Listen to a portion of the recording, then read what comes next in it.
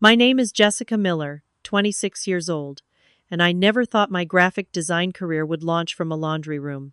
After college, I moved back home to save money while building my portfolio. Everything was fine until my older brother Michael returned unexpectedly. Suddenly, my dad demanded I give up my bedroom and relocate to our tiny laundry room. The look in his eyes told me everything I needed to know about where I stood in the family hierarchy. Before I tell you how I turned this humiliating situation around, let me know where you're watching from in the comments. If you've ever been treated like a second-class citizen in your own home, hit subscribe because this story might give you some ideas. Growing up, our household had always operated with a certain dynamic. My father, Robert Miller, was the undisputed head of the family. A successful contractor who built his business from nothing, he prided himself on providing for us, but expected a certain level of deference in return. My mother had been the buffer between his sometimes rigid expectations and us kids. She had a way of softening his edges, helping him see different perspectives, especially when it came to understanding his daughter. 5 years ago, we lost Mom to breast cancer. The battle was brutal and quick, leaving all of us reeling in different ways. Dad retreated into his work. I became the de facto caretaker of our household, and Michael had already left home by then. My brother had moved out 8 years ago after a massive argument with Dad.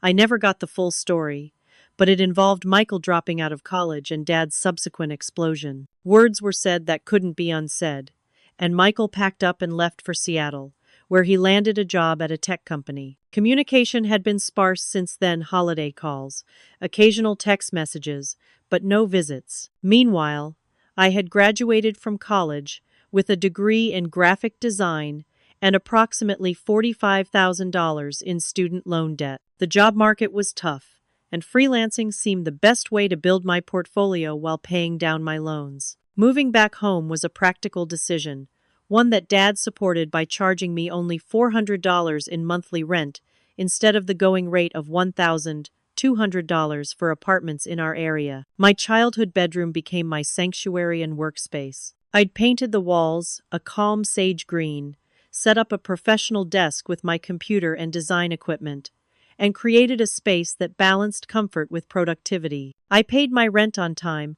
contributed to groceries, handled most of the cooking and cleaning, and was slowly building my client base. Every month, I put money toward my loans and added to my savings, hoping to launch my own design studio within 2 years. I was careful with expenses, tracking every dollar in a detailed spreadsheet. Living at home wasn't ideal for a 20-something, but it was a strategic sacrifice for my future independence. My routine was comfortable, if not exciting.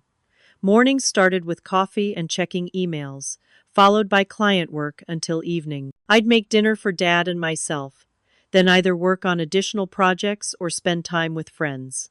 Weekends often included dates with Marcus, a graphic designer I'd met at a local arts festival. Our relationship was still new but promising, with discussions of a shared studio space someday. Dad and I had settled into a companionable arrangement. He respected my work hours, and I made sure the house ran smoothly. We weren't emotionally expressive, that had been Mom's department, but there was a mutual appreciation. I thought we understood each other. That understanding was tested one Tuesday evening in April when my phone lit up with Michael's name, a rare occurrence. "Hey, Jess," he said, his voice carrying that familiar, confident tone. "How's it going?" We exchanged pleasantries before he dropped the bombshell. "So, I'm thinking of coming home for a while. The Seattle scene isn't working out anymore." "What happened with your job?" I asked, immediately concerned. "Company downsizing. Nothing personal, just last in, first out. You know how it goes." There was something evasive in his explanation, but I didn't press. "Have you told Dad?" "Not yet. Thought I'd surprise him." Michael laughed. "Plus, I figured you could help smooth things over." There it was, the familiar expectation that I would be the family mediator, the peacemaker who would ensure his return would be welcomed rather than interrogated. Before I could formulate a response, Michael continued, "It'll just be temporary, until I figure out my next move. Maybe a month or two, tops." I hesitated, thinking about the disruption to my carefully balanced life, but family was family. When are you planning to arrive? That's the thing, Michael said, his tone shifting to that charming register he used when asking for favors. I'm actually driving through town tomorrow. Surprise! As I hung up the phone, a sense of unease settled over me. Something told me that Michael's temporary stay would be anything but brief, and that my carefully constructed routine was about to be thoroughly upended. Michael arrived the following evening with considerably more belongings than someone planning a short stay would typically bring. His Honda Civic was packed to the ceiling, and he also towed a small U-Haul trailer. Dad helped him unload boxes of clothes, gaming equipment, collectibles, and even furniture pieces. Just the essentials, Michael said with a grin when he caught me staring at the growing pile in our living room. Dad was thrilled. Despite their past conflicts, seeing his son return home seemed to awaken something in him I hadn't seen since Mom was alive. He hovered around Michael, asking about Seattle, his job experiences, and future plans. Michael provided vague answers about exploring options and regrouping, but Dad didn't seem to notice or care about the lack of specifics. That night, Dad insisted on cooking steaks, something he only did on special occasions, and bought Michael's favorite craft beer. They stayed up late talking and laughing while I retreated to my room to finish a client project. The sounds of their camaraderie drifted up the stairs, a bittersweet reminder of family dynamics I'd almost forgotten. The first few days established a new pattern. Dad left for work early as usual, but instead of a quiet house where I could focus on my design projects, I contended with Michael's presence. He slept until noon, then spent hours gaming in the living room with the volume cranked up. My polite requests to keep it down during client calls were met with eye rolls and temporary compliance that rarely lasted more than an hour. By the end of the first week, the kitchen constantly housed a collection of dirty dishes that hadn't been there when I went to bed.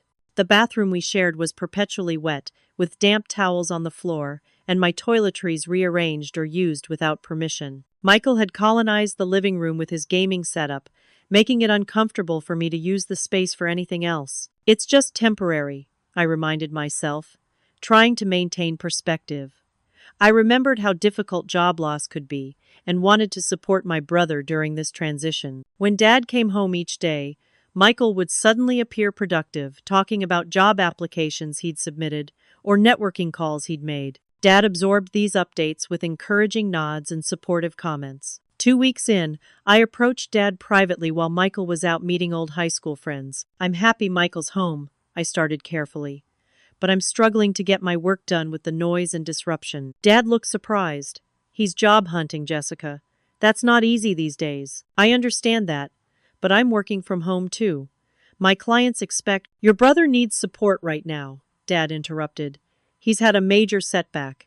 We need to be understanding." I tried again. "I'm just asking for some basic consideration. Maybe quiet hours during my client calls, or having him clean up after himself in the kitchen." Dad sighed, his expression a mixture of disappointment and impatience. "Can't you just be flexible? It's not forever." The conversation ended there, with no resolution. I retreated to my room, frustrated but not willing to push harder and create conflict. I decided to adapt my schedule, waking up earlier to get work done before Michael rose, and staying up later to compensate for lost productivity during the day. As weeks turned into a month, the situation deteriorated.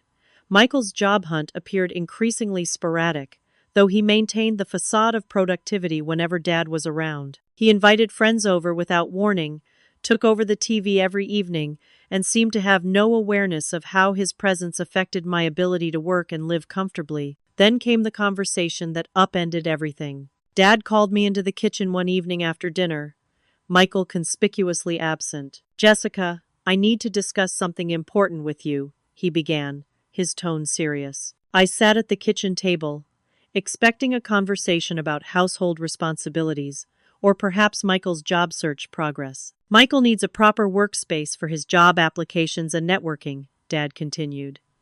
"The living room isn't suitable for professional calls." I nodded cautiously, hoping this meant Dad was finally recognizing the need for structure. "I think the most sensible solution is for Michael to take your room." The statement hung in the air between us. I stared at Dad, waiting for the punchline that never came. "My room? But where would I?" "We can convert the laundry room," Dad said, as if he'd already worked everything out. "It has that small window and enough space for your desk and a bed. Michael needs a proper bedroom and office space to get back on his feet." The injustice of it struck me like a physical blow. "Dad, I've been living in my room and working from there for 3 years. I pay rent. I handle the cooking and cleaning. Michael just showed up with no plan, and you want me to move to the laundry room?" Dad's expression hardened. "Your brother is going through a tough time and needs our support. You're just saving money anyway. Michael needs to rebuild his career." "And my career doesn't matter?" I asked, my voice rising despite my efforts to stay calm. "That's not what I said," Dad replied, though his tone suggested otherwise. "You can make do in the laundry room temporarily. It's not ideal, but we all need to make sacrifices right now." "All of us? Or just me?" I asked pointedly. Dad stood up, signaling the end of the discussion. "I thought you'd be more understanding. Michael's always had a harder time adjusting than you. He needs this more than you do right now." As he walked away, the subtext was clear.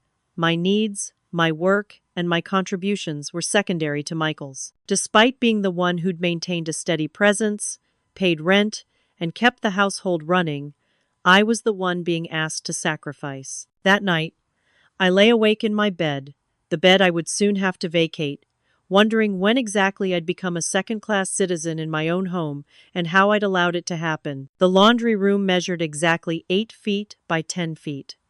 I know because I measured it 3 times, hoping the numbers would somehow increase. They didn't. The space housed our washer and dryer along one wall, leaving approximately 8 feet by 7 feet of usable space. A small window faced our neighbor's brick wall, providing minimal natural light and a claustrophobic view. Dad had moved in a twin bed that barely fit along one wall. My desk occupied most of the remaining floor space, leaving a narrow walkway to navigate between furniture pieces. There was no closet, so my clothes hung from a metal rod Dad installed above the dryer. Every time the machines ran, my clothes vibrated and sometimes fell to the floor. Moving day was surreal. Michael helped, or rather, supervised, carrying my belongings downstairs, offering commentary on how cozy the space could be with the right attitude. The patronizing tone made it clear he felt no guilt about the arrangement. "You could paint it," he suggested, leaning against the doorframe as I attempted to organize my design supplies. "Maybe a mural or something artsy. That's your thing, right?" I didn't respond, focusing instead on trying to fit my essential work equipment into the limited desk space. My larger monitors wouldn't fit, forcing me to work primarily from my laptop, a significant downgrade for detailed design work. That first night was a study in discomfort. The laundry room's fluorescent lighting cast a harsh glow that gave me a headache within an hour. The thin mattress provided little cushioning against the metal bed frame. Worst of all was the noise, not just from the laundry machines but from the house's water pipes, which ran through the walls and seemed to gurgle and clank at random intervals. Dad ran a load of laundry at 5:30 the next morning, his usual routine unchanged despite my new sleeping arrangements. The washer's spin cycle vibrated through the room, jolting me awake an hour before my alarm. When I emerged, bleary-eyed for coffee, Dad offered a perfunctory, "Sorry about that," without making eye contact. Meanwhile, Michael had fully colonized my former bedroom. He'd rearranged the furniture, taken down my art prints, and replaced them with his gaming posters. My carefully painted sage green walls were now obscured by taped-up movie posters and sports memorabilia. What had taken me years to personalize had been dismantled in a day. The professional impacts became apparent almost immediately. During a video call with a potential client, the dryer's buzz interrupted my presentation. I apologized and continued, only to have Dad open the door moments later to switch laundry loads. The client's raised eyebrows said everything. This was not a professional working environment. "Are you working from a laundry room?" the client asked, squinting at her screen. "Temporary arrangement," I replied with as much dignity as I could muster. "I didn't get that contract," The humidity from the laundry machines created another problem. My design tablet began malfunctioning, sensitive to the moisture in the air. I resorted to storing my equipment in plastic bins when not in use, adding another layer of inconvenience to my workflow. Sleep became a luxury. Between the machine noises, the uncomfortable bed, and the stress of my deteriorating work situation, I averaged 4 to 5 interrupted hours per night. Dark circles appeared under my eyes, and my creativity essential to my livelihood began to suffer. Marcus visited once and was visibly shocked by my living conditions. We sat awkwardly on my bed, the only seating available, while the washer thumped rhythmically behind us. "This is ridiculous, Jess," he said quietly. "You're paying rent to live in a laundry room." The embarrassment burned through me. "It's temporary," I replied, echoing the lie I'd been telling myself. "How temporary? Michael doesn't seem to be in any hurry to leave." He was right. 1 month had stretched into 2, and Michael showed no signs of serious job hunting. Instead, he'd established himself comfortably in my former space, spreading out rather than consolidating. He'd even begun using my art supplies without permission, leaving expensive markers uncapped and ruined. Dad remained oblivious to the inequity. He praised Michael for the smallest efforts, a single job application or a phone call to a former colleague, while my consistent work and financial contributions went unacknowledged. When I mentioned the difficulty of working in the laundry room, Dad suggested I find a coffee shop during important calls, as if adding daily expenses to my budget was a reasonable solution. The physical discomfort of my new living situation was difficult, but the emotional impact cut deeper. Each load of laundry, each inconsiderate intrusion, each night of disrupted sleep reinforced the message.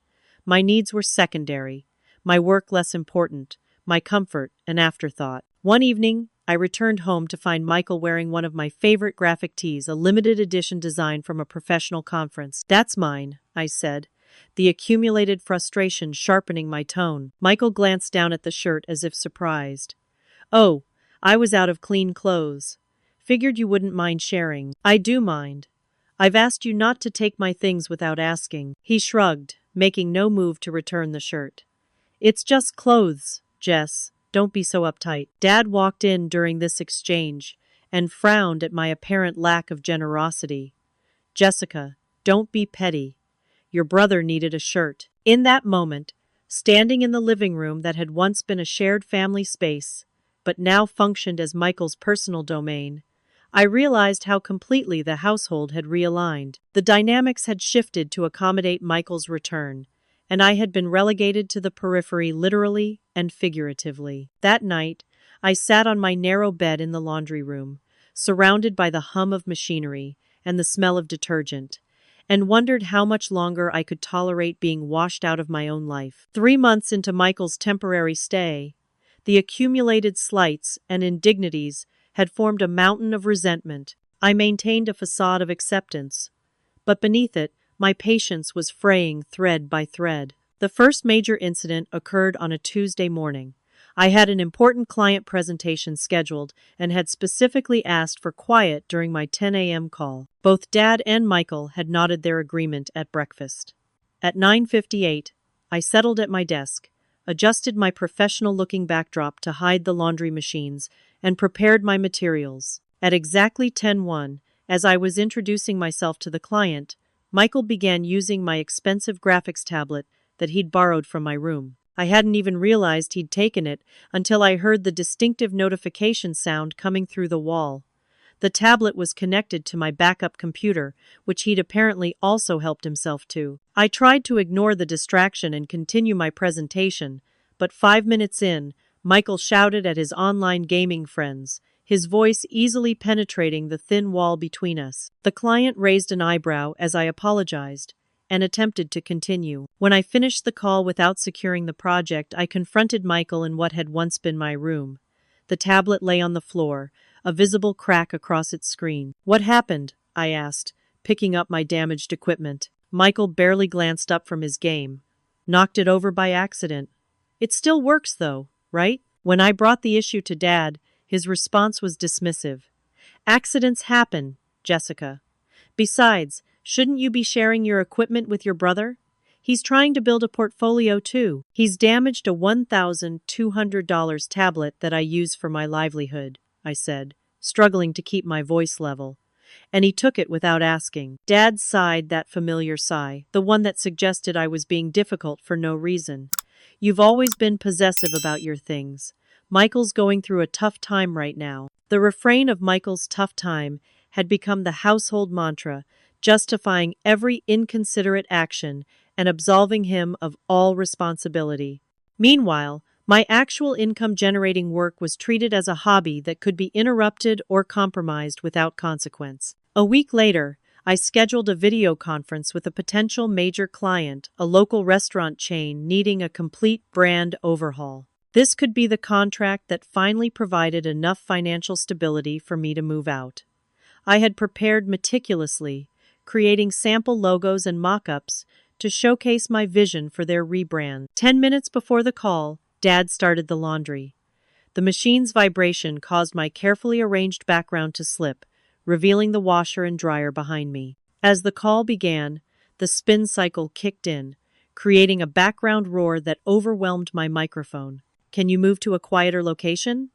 the client asked, frowning. "I'm sorry, this is..." Before I could finish, Michael burst into the laundry room without knocking. "Dad needs the white towels," he announced, pulling open the dryer door mid-cycle, setting off the buzzing alarm. The client's expression said everything.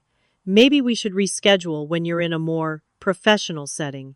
After the call disconnected, I sat in stunned silence, watching a significant opportunity dissolve because of circumstances beyond my control.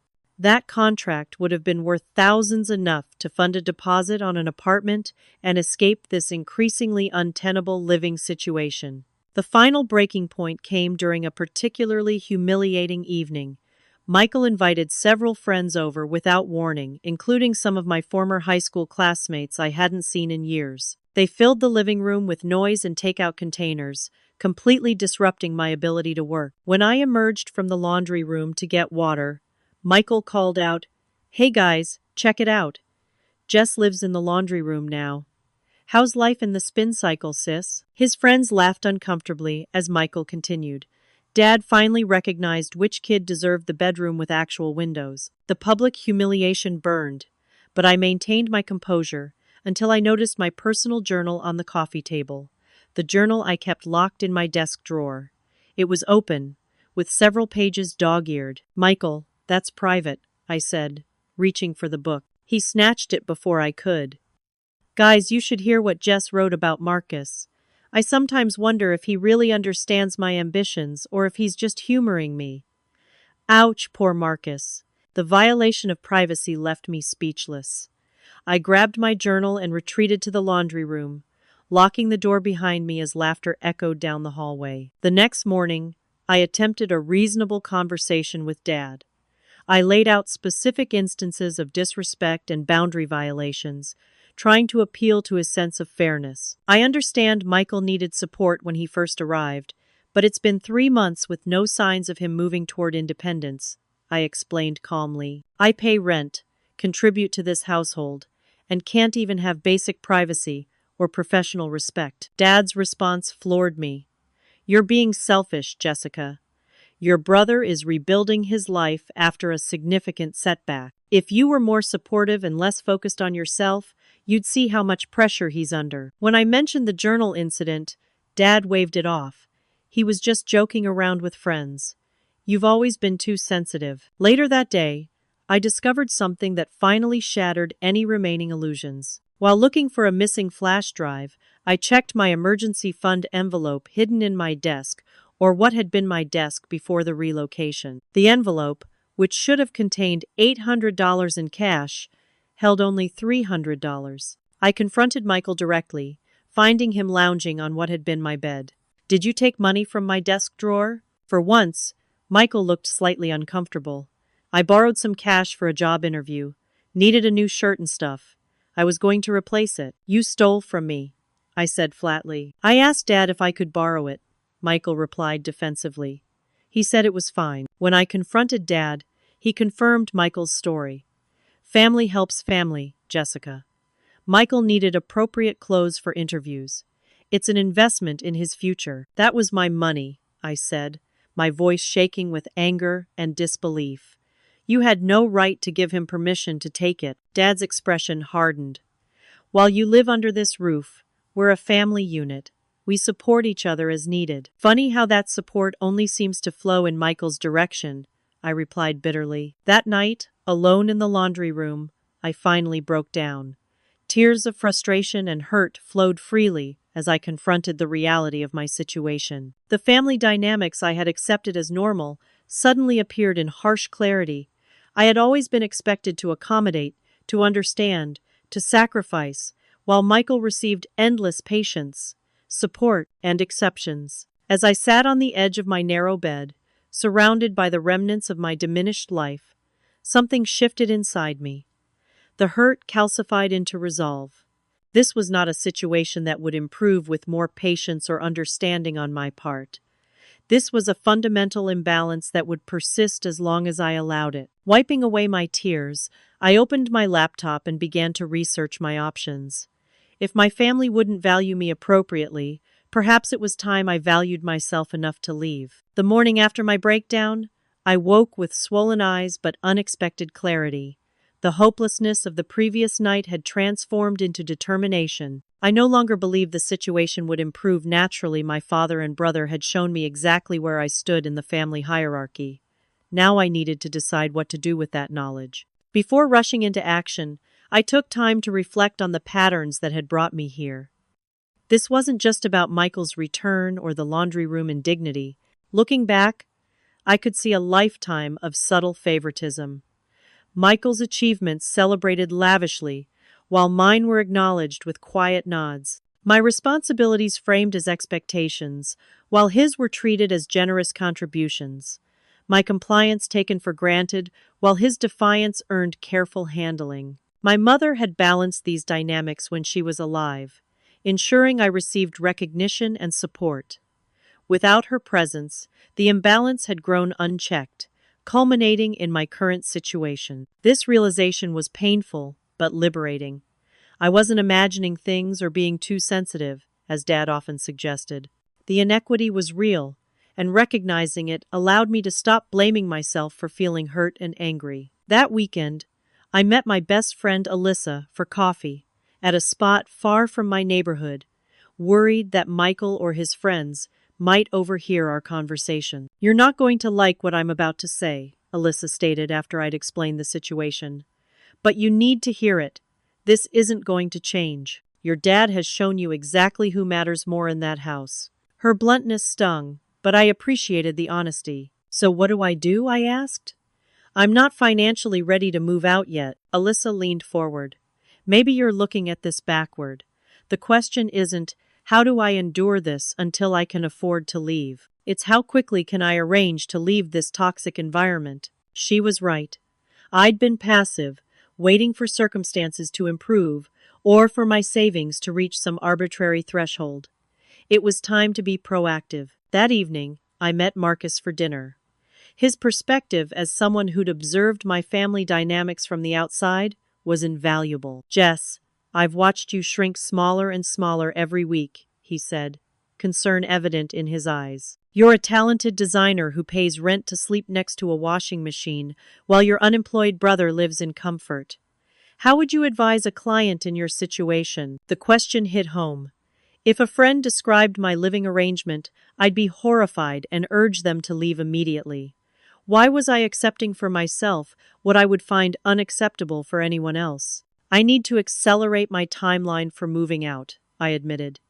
But I don't have enough saved for deposits and first month's rent yet. Marcus nodded thoughtfully. What about Alexandra Russo? Didn't she mention needing a junior designer for her studio? Alexandra was an established designer I'd met at a networking event months ago. She had mentioned potential opportunities, but I hadn't followed up, focused instead on building my freelance business gradually. The following day, I reached out to Alexandra for coffee. Her studio was growing, and she was indeed looking for help with overflow work. By the end of our meeting, we had outlined a potential partnership that would provide me with consistent income and mentorship. Next, I contacted my former professor, Dr. Jenkins, who had always believed in my potential. "The laundry room?" he repeated incredulously after I explained my situation. "Jessica, that's unacceptable. You're one of the most talented graduates from our program." His indignation was validating, a reminder that my situation wasn't normal or acceptable. "I need to accelerate my professional growth quickly," I explained. "Any advice or connections would be appreciated." Dr. Jenkins didn't hesitate. "I have several former students looking for design help. Let me make some introductions. And I'm teaching an advanced UI course this summer. I could use a teaching assistant if you're interested. It's not much money, but it would add to your credentials." Armed with these potential opportunities, I began researching housing options. The apartments in our area were expensive, but I found listings for house shares and smaller units in neighboring towns with more reasonable rents. I created a detailed spreadsheet outlining my current income, potential new revenue streams, and estimated expenses. The numbers were tight but feasible if I secured the partnership with Alexandra and picked up additional teaching work. Next came the documentation phase. I gathered records of every rent payment I'd made to my father over the past 3 years. I photographed the laundry room setup to remind myself of what I was accepting and why change was necessary. I created a detailed accounting of household expenses I covered and tasks I performed. This wasn't just for potential confrontation. It was to reinforce my own understanding of my contributions and value when self-doubt crept in. The most challenging part was preparing emotionally for independence. Years of family dynamics had conditioned me to seek approval and avoid conflict. The prospect of asserting boundaries and potentially disappointing my father was daunting. I began practicing small acts of self-advocacy. When Michael left messes in common areas, I stopped automatically cleaning them. When Dad asked why dinner wasn't ready, I calmly reminded him that I had my own work deadlines. These tiny rebellions were rehearsals for the larger stand I would eventually take. Financially, I took concrete steps towards security. I opened a new bank account at a different institution, ensuring my father had no access. I began transferring small amounts from my existing savings, not enough to raise suspicion, but sufficient to build a secure emergency fund. I gathered important documents, birth certificate, passport, insurance information, and stored them securely outside the house, along with irreplaceable items like my mother's jewelry and family photographs. These practical steps helped alleviate anxiety about the eventual move. Having contingency plans in place made the prospect of independence less intimidating and more exciting. An unexpected ally appeared in the form of my Aunt Karen, Dad's sister, who visited for a weekend in July.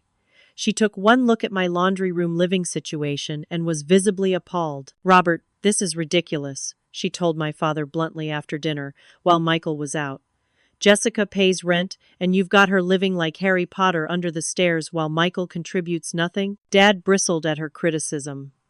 "Michael's situation is different.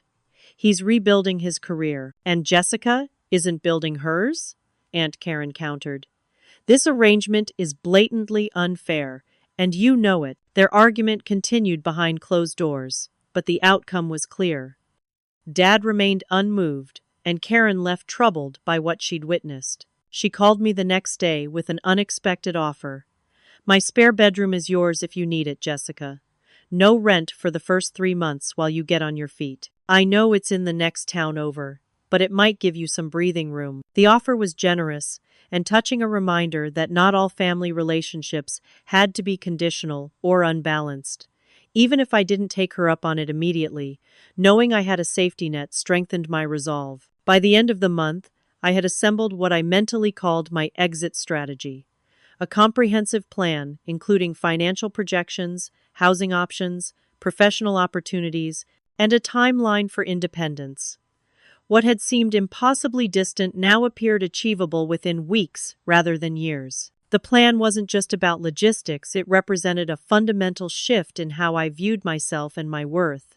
I was no longer waiting for permission or validation to claim the respect I deserved. I was taking concrete steps toward a life where my contributions were valued and my boundaries respected. As I finalized the details of my strategy, I felt a bittersweet mixture of anticipation and sadness. Leaving home would mean acknowledging that certain family dynamics might never change. But it also meant creating space for new relationships and environments where I could thrive rather than merely survive. The laundry room that had felt like a prison now seemed temporary, a catalyst for necessary change rather than a permanent degradation. All I needed was the right moment to implement my carefully constructed plan. August arrived with sweltering heat that made the laundry room nearly uninhabitable. The combined warmth from the machines and poor ventilation created a sauna-like environment where I struggled to sleep or work effectively. Despite the discomfort, I maintained my focus on the plan I'd developed, waiting for the right moment to implement it. That moment arrived unexpectedly when Alexandra Russo contacted me with an urgent project. A major client needed a complete brand identity package delivered within 2 weeks' work that would typically take a month. The compensation reflected the rushed timeline. $5,000 for successful completion, enough to cover first and last month's rent, plus security deposit on a modest apartment. I wouldn't normally ask for such a tight turnaround, Alexandra explained, but my lead designer is on medical leave, and I remembered how impressed I was with your portfolio. Are you interested? This was the opportunity I'd been waiting for: challenging work with excellent compensation and the potential for ongoing collaboration. I accepted immediately, knowing the next 2 weeks would require intense focus and uninterrupted work time. That evening at dinner, I made what I thought was a reasonable request. I've landed a major project with a tight deadline, I explained to Dad and Michael. I'll be working intensively for the next 2 weeks and need quiet during business hours. I've also scheduled an important client call this Saturday at noon. The house needs to be quiet during that time. Dad nodded absently. That's nice, Jessica. Michael was more direct. Saturday? I was planning to have some friends over to watch the game. It starts at noon. Could you watch at someone else's place? I asked. This call is really important. We always watch here, Michael protested. Can't you do your call somewhere else? Dad intervened before I could respond. I'm sure you can both compromise. Michael, keep the volume reasonable. And Jessica, maybe use headphones for your call? His compromise ignored the reality that even moderate noise would be picked up by my microphone during a professional call. But I decided not to argue. Instead, I nodded and began making alternative arrangements. The week progressed with me working 14-hour days on Alexandra's project. The design was coming together beautifully, possibly some of my best work. I scheduled the Saturday client call to review progress and get feedback on initial concepts, a crucial checkpoint before proceeding to final designs. Saturday arrived, and with it, Michael's friends. By 11:30 a.m., the living room was filled with 8 guys, chips, beer, and loud pre-game discussion. The noise echoed through the entire house, including my laundry room workspace. At 11:45, I approached Michael. My call starts in 15 minutes. Could you please keep it down just for an hour? Michael glanced at his friends, then back at me. We'll try, but the game's about to start. No promises. I returned to the laundry room, closed the door, and prepared for the call, hoping they would show basic consideration. As the connection went live, and I began speaking with Alexandra and the client, cheering erupted from the living room loud enough to cause the client to wince visibly. I apologize for the background noise, I said, mortified. Let me try to address it. I muted myself and went to the living room, where the volume had increased further. Please, keep it down. I'm on an important client call. Michael barely glanced my way. It's a critical play. We'll quiet down after this drive. When I returned to my call, the noise had only intensified. The client's expression showed growing irritation as I struggled to present my concepts over the background chaos. Perhaps we should reschedule when you're in a more professional environment, the client suggested, echoing the words I'd heard too many times before. Alexandra stepped in. Jessica's work is excellent. I have the preliminary designs here and can share them while we troubleshoot the audio issues. Her intervention saved the call from complete disaster, but the damage was done. The client's first impression was of unprofessionalism and chaos, rather than the quality of my work. After the call ended, I sat motionless, vibrating with a combination of humiliation and rage. This project represented my chance at independence, and my living situation had once again undermined my professional credibility. When I confronted Michael, his dismissal was immediate. "It's just one call, Jess. You're being dramatic." Dad, who had returned home during the game, sided with Michael as usual. "It's the championship game, Jessica. Surely your work could have been scheduled around it." "I told you both about this call days ago," I said, struggling to keep my voice level. "I specifically asked for quiet during this hour." Dad's expression shifted to the familiar disappointment. "There's no need to overreact. These things happen in a busy household." It was the final confirmation I needed. This wasn't a communication issue or a temporary inconvenience. It was a fundamental lack of respect for my work, my boundaries, and my future. No amount of patience or explanation would change that reality. The next morning, I implemented the plan I'd been developing for weeks. I waited until both Dad and Michael were home, then called a family meeting, something we hadn't done since Mom was alive. "I've made a decision I want to share with you both," I began, calmer than I felt. Dad looked confused by the formality, while Michael appeared bored. "I'm moving out next weekend." The statement hung in the air for a moment before Dad responded. "That seems rather sudden. Have you thought this through? Apartments are expensive, and you've been saving." I cut him off gently but firmly. "I've thought it through carefully.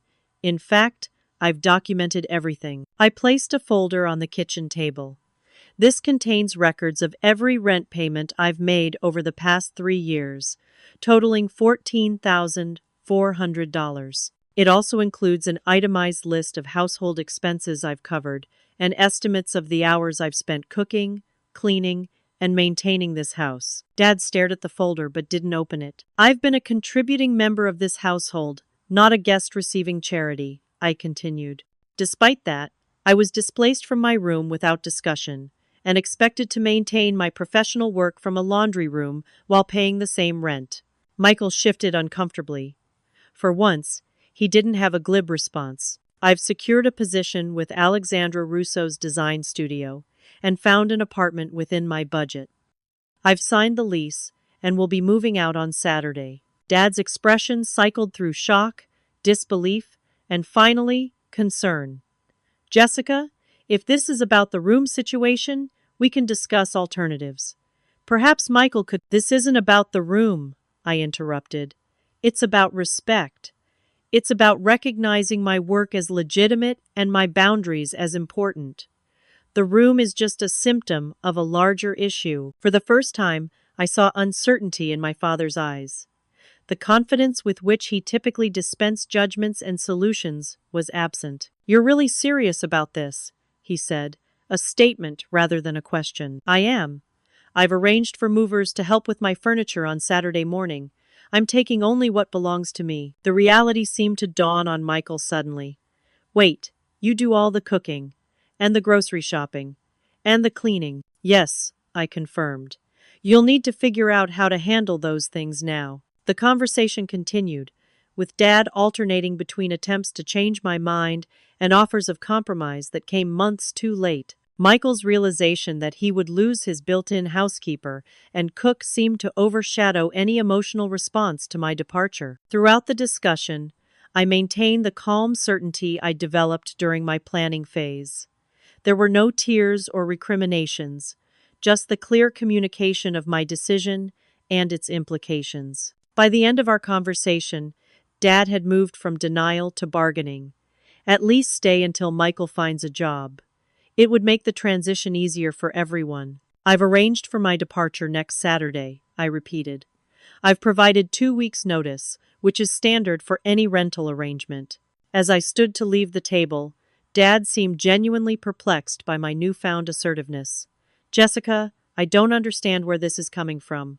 We're family. Families support each other through difficult times." I paused at the doorway. "Yes, they do. But that support should be mutual and respectful, not one-sided sacrifice. I hope we can build a healthier relationship moving forward, but it will need to be from a position of equal respect." With that, I returned to the laundry room, my living space, for just 7 more days and continued packing my belongings. The weight that had pressed on my shoulders for months felt lighter with each item I placed in boxes. This wasn't just a physical relocation, it was a reclamation of my worth and dignity. The week passed in a blur of preparations and finalizing arrangements.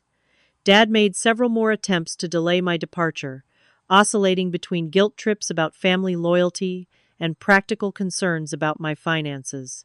Michael, realizing the implications of my absence for his comfortable arrangement, suddenly offered to help with chores and suggested we could work out a better system. Their belated recognition of my value might have been satisfying under different circumstances, but it only reinforced my decision. Their concern wasn't for my well-being, but for the disruption my departure would cause to their lives. On Saturday morning, the movers arrived promptly at 9 a.m. I directed them to the laundry room, my bedroom furniture in the garage, and a few remaining items throughout the house. Dad watched silently as my possessions were loaded into the truck, the physical manifestation of my departure too real to ignore. As I prepared to leave, I handed Dad a final envelope containing keys to the house and a short letter thanking him for the positive aspects of our living arrangement and expressing hope for a healthier relationship in the future. It wasn't sentimental or accusatory, just a clear, respectful closing of this chapter of our lives. "You don't have to do this, Jessica," Dad said, his voice uncharacteristically uncertain. "This will always be your home." "Thank you," I replied, "but I've made my decision. I'll call once I'm settled." As I walked out the door, I felt a complex mix of emotions: grief for the family dynamic I'd wished for but never had, anxiety about the challenges ahead, but predominantly, an overwhelming sense of liberation. For the first time in years, I was prioritizing my own well-being without apology or justification. The apartment awaiting me wasn't fancy, a one-bedroom unit in a modest complex 20 minutes away, but it was mine. As I followed the moving truck to my new home, I realized I was driving toward not just a new address, but a new chapter where I set the terms of my worth and dignity. The first week in my new apartment was a study in contrasts. The silence was almost disorienting after months of constant laundry machine noise. The ability to work uninterrupted felt like an unimaginable luxury. Yet alongside these newfound comforts came unexpected challenges and emotions. My apartment was small but functional, a one-bedroom unit in a complex populated mostly by young professionals and students. The kitchen featured outdated appliances but ample counter space. The living area accommodated my desk and a small sofa. Most importantly, the bedroom fit my queen mattress and dresser with room to spare, a vast improvement over the laundry room's cramped confines. During those initial days, I experienced waves of conflicting emotions. Pride in my independence was interspersed with moments of doubt and loneliness. Had I overreacted? Was I being unfair to my family? These questions would creep in during quiet evenings or when faced with household issues I'd never handled alone before. When my kitchen sink developed a leak at 11 p.m., I had no father to call for immediate assistance. Instead, I watched YouTube tutorials and fixed it myself with supplies from a 24-hour hardware store. The experience was empowering, but also a stark reminder of my new self-reliance. My support network proved invaluable during this transition.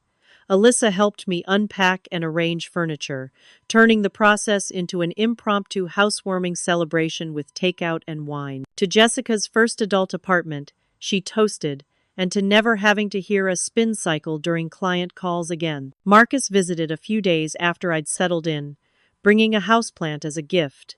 He wandered through the small space, nodding approvingly. "This already feels more like you than your old room ever did," he observed. "No compromises, no apologies, just your style and your priorities." His observation resonated deeply. The space wasn't perfect, but every element reflected my preferences and needs. My desk occupied the prime spot near the largest window. My art hung on walls without anyone's permission or commentary. My schedule was my own to determine. Professionally, the partnership with Alexandra Russo exceeded my expectations. After successfully completing the rush project that had funded my move, I was offered a steady position handling overflow work and specific client accounts. "Your ability to deliver quality work under those ridiculous conditions impressed me," Alexandra told me during our first meeting at her studio. I can't imagine what you'll accomplish in a proper working environment. The arrangement provided predictable income while still allowing me flexibility to pursue my own clients, a perfect balance that accelerated my savings and portfolio growth. Alexandra also proved to be a valuable mentor, offering guidance on client management and business development that I'd never have learned on my own. Dr. Jenkins made good on his promise of teaching assistant work, which added both income and valuable experience to my resume. The academic environment reconnected me with the creative community I'd missed since graduation. Financially, those first months were leaner than I'd anticipated. Emergency expenses seemed to materialize: weekly rental insurance, parking permits, household supplies I'd taken for granted at home. I maintained a detailed budget spreadsheet, cutting non-essentials and tracking every dollar to ensure my independence remained sustainable. Meals became simpler, often prepared in batches, to stretch grocery budgets. Entertainment meant game nights with friends rather than dinners out. Each sacrifice was a conscious choice rather than an imposed limitation, making them easier to accept. My relationship with Marcus deepened during this period. Without the constraints of the laundry room, we could spend time together comfortably. He understood the significance of my newfound independence and respected my need to establish my space before considering any changes to our relationship status. "This is your sanctuary," he said when I apologized for the apartment's modest furnishings. "You earned it. I'm just happy to be welcome here." About 3 weeks after my move, the first contact from my family came in the form of a text message from Michael. "Dad burned dinner again. House is a disaster. When are you coming back?" The message was so typical of our dynamic that I almost laughed. No acknowledgement of my independence. No recognition of why I'd left, just the assumption that I would eventually return to my supportive role. I responded simply, "I'm not coming back. You'll figure it out." Days later, Dad called. The conversation was stilted and awkward, with him asking practical questions about mail forwarding and whether I'd taken certain kitchen items. Near the end of the call, he attempted to broach the underlying issues. "Your brother misses you," he said, an indirect admission that my absence was felt. "I miss aspects of home too," I replied truthfully. "But this arrangement is better for everyone." "The house isn't the same without you," he continued. "Michael is struggling to keep up with things." I recognized the familiar pattern, framing issues in terms of Michael's needs and experiences, rather than addressing my concerns directly. Rather than pointing this out, I simply responded, "That's understandable. It takes time to adjust to new responsibilities." The conversation ended without resolution, but I felt stronger for maintaining my boundaries. Each interaction became an opportunity to establish new patterns of engagement, ones based on mutual respect rather than expected sacrifice. As weeks turned to months, my apartment transformed from a bare-bones necessity to a true home. Thrift store finds and carefully selected splurges gradually filled the space. A comfortable reading chair occupied the corner by the largest window. Herb plants lined my kitchen windowsill.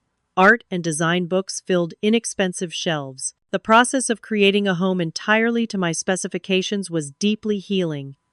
Each decision, from wall color to furniture arrangement, affirmed my agency and preferences. The space began reflecting not just who I was, but who I was becoming: a professional with clear boundaries and legitimate aspirations. My client base expanded steadily through referrals and networking. By the 4th month of independence, I had enough regular work to establish a modest emergency fund beyond my basic expenses, a safety net that provided both financial and psychological security. The holiday season brought new emotional challenges. Thanksgiving approached with no clear family plans for the first time in my life. Dad called 2 weeks before, his invitation carrying unspoken tension. "We always spend Thanksgiving together," he said. Not quite a question, but not quite a statement either. I took a deep breath before responding. "I'd like to join you for dinner, but I'll be coming as a guest, not as the cook or cleaner. And I'll be bringing Marcus." The boundary was clear. I would participate in family tradition, but not slip back into old patterns of service. Dad's hesitation before agreeing spoke volumes, but ultimately he accepted my terms. That Thanksgiving was revelatory. I arrived with a single dish, store-bought rolls, and Marcus at my side. The kitchen was chaotic, with Dad and Michael attempting to prepare a traditional meal with limited success. The turkey was dry, the potatoes lumpy, and several side dishes clearly came from deli containers. But sitting at that table as a visitor rather than the facilitator shifted something fundamental in our dynamic. Dad asked about my work with genuine interest. Michael, while still self-focused, made nominal efforts at conversation beyond his immediate needs. For the first time, I participated in a family gathering without the background task of anticipating and meeting everyone else's requirements. As Marcus and I drove home afterward, he noted the change. They're trying in their way. It's awkward, but it's progress. They had no choice, I replied, watching familiar streets pass by my window. I'm no longer available for the role they assigned me. The apartment welcomed us back with its peaceful quiet. As I unlocked the door, I was struck by the realization that I now had two distinct spaces in my life: my family home, with its complicated history and slowly evolving dynamics, and my own home, built entirely on my terms. The first had shaped me, for better and worse. The second was allowing me to reshape myself, according to my own values and aspirations. By the 6-month mark, my business had grown to the point where I could consider a small studio space separate from my apartment. The opportunity arose unexpectedly when another designer in Alexandra's building decided to downsize. "It's tiny," Alexandra warned as she showed me the space, "but it has great natural light and would give you a professional meeting space for clients." The studio was indeed small, barely 200 square feet, but it represented the next step in my professional evolution. The rent was reasonable with my current client list, and having a dedicated workspace would eliminate the need to meet clients in coffee shops or their offices. I signed the lease the next day, feeling the same mix of terror and exhilaration that had accompanied my apartment decision. Each step toward independence required faith in my abilities, and worth faith that was increasingly justified by positive outcomes. As I stood in my small but perfect studio space, arranging my computer and design materials just as I wanted them, I realized how far I had come from the laundry room where I'd hit rock bottom. The journey hadn't been easy or straightforward, but each challenge had strengthened my resolve and clarified my priorities. My new life wasn't perfect. Budget constraints still limited my options.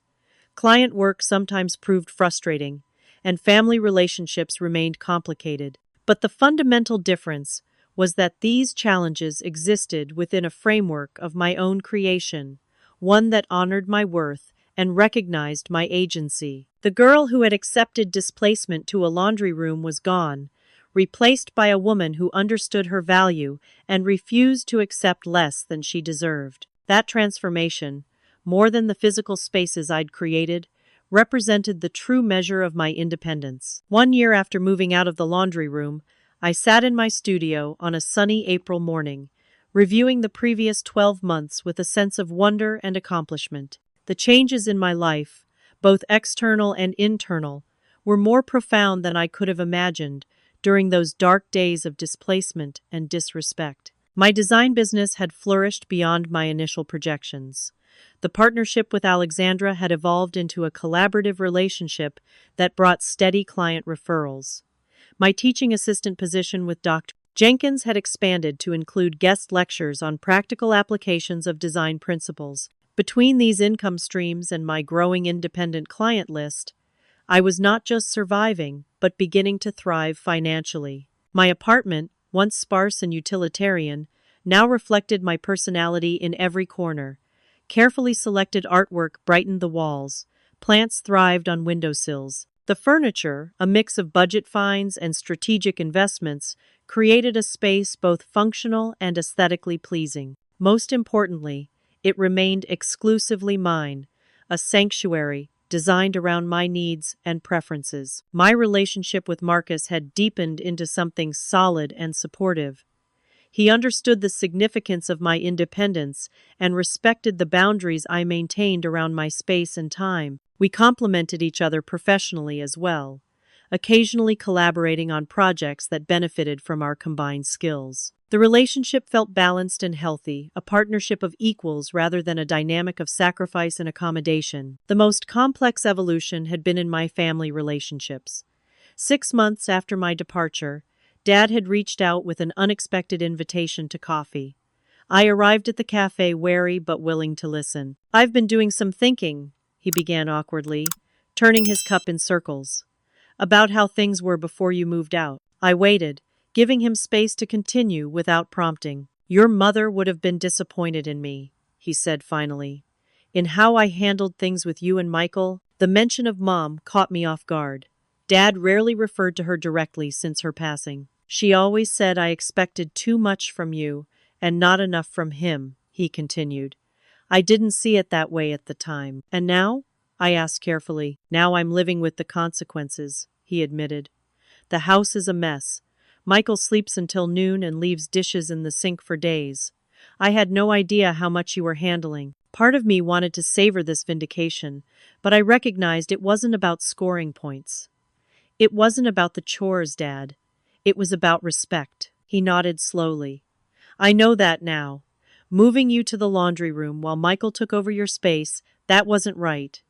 I just didn't see it clearly at the time." The conversation continued for over an hour, covering years of family dynamics. Dad didn't apologize explicitly, that wasn't his way, but his acknowledgement of the inequity was the closest he'd ever come to admitting a mistake. As for Michael, reality had eventually asserted itself in his life as well.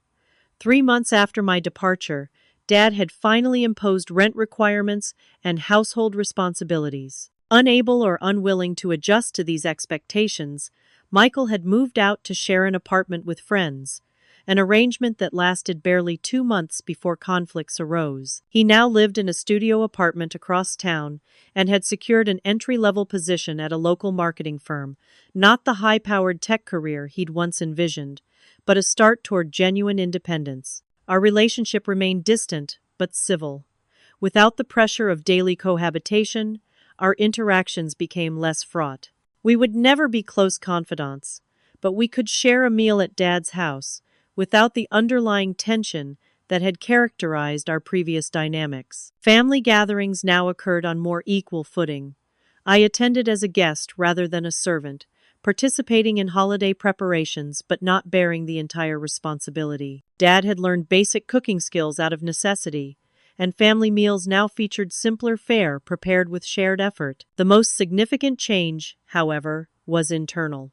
Through therapy sessions I had started 6 months after moving out, I began to recognize and process patterns established throughout my childhood. The tendency to anticipate others' needs while minimizing my own, the belief that my worth was tied to what I provided rather than who I was, the fear that setting boundaries would result in abandonment or rejection. Understanding these patterns didn't immediately change them, but awareness created space for new choices and responses. I learned to recognize when I was slipping into caretaker mode at the expense of my own needs. I practiced stating my requirements and preferences directly rather than hoping others would intuit them. I accepted that some relationships might not survive my newfound boundaries and that this was painful but necessary. Forgiveness emerged gradually and imperfectly. I didn't forget the humiliation of the laundry room or years of unequal treatment, but I could contextualizing these experiences within a broader understanding of family dynamics. Dad had reproduced patterns from his own upbringing, unconsciously reinforcing gender roles and expectations. Michael had responded to the system as it was presented to him, accepting advantages without questioning their fairness. This understanding didn't excuse their behavior, but helped me release some of the bitterness that threatened to define my family relationships permanently. Forgiveness became less about absolving them and more about freeing myself from carrying that weight. On my 30th birthday, I hosted a small gathering at my apartment, something that would have been impossible in the laundry room. Friends from various aspects of my life mingled comfortably in the space I had created. Alexandra chatted with Marcus about collaboration opportunities. Alyssa showed Dad photos from our recent weekend trip to the coast. Dr. Jenkins discussed design trends with colleagues from the teaching program. As I moved through this gathering, bringing together the separate pieces of my life, I felt a profound sense of integration. The person I had become wasn't defined by reaction against family patterns, but by conscious choices about the life and relationships I wanted to create. Later that evening, after guests had departed, Marcus helped me clean up the kitchen. "Happy with how it went?" he asked, loading the dishwasher. "Very," I replied, surprising myself with the simple truth of it. I never imagined hosting a party with Dad and Michael in attendance, much less having it feel comfortable. "You created this," Marcus observed, gesturing around the apartment. "Not just the space, but the new dynamic with your family. That took courage." He was right.